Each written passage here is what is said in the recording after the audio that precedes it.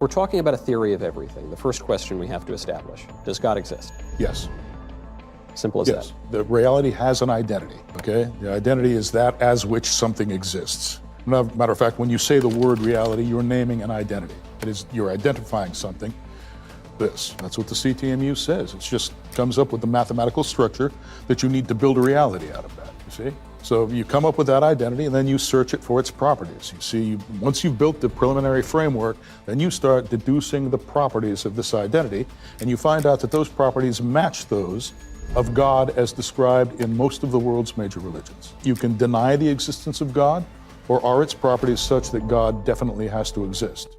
And the answer is, God exists. Properties of the central substance and central principle of reality, those properties are attributed to God, including, of course, things like you have the three O's: omniscience, omnipotence, and omnipresence, but then you've also got consciousness.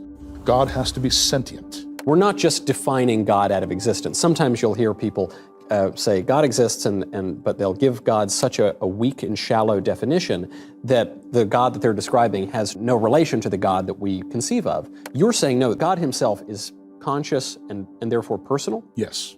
You can establish a personal relationship with God. We're images of God. You know what an image is? It's basically the product of a mapping. God maps himself into each human being. Is your claim a pantheistic claim that God is the universe, or the universe is God, and that's that? Or no? Or is God outside of the universe and created?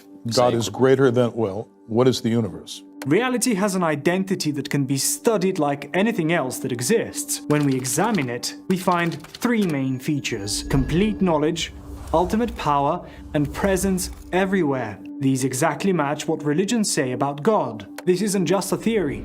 God is conscious and aware, creating direct connections with humans by putting part of himself into each person. This means we can have real relationships with God, not just believe in him as an idea. The mathematical structure behind this shows that God must exist because reality needs him to work properly. He's not just a concept we created, but the central force that makes everything possible and keeps it working. This leads to a crucial question about how God relates to our universe. Is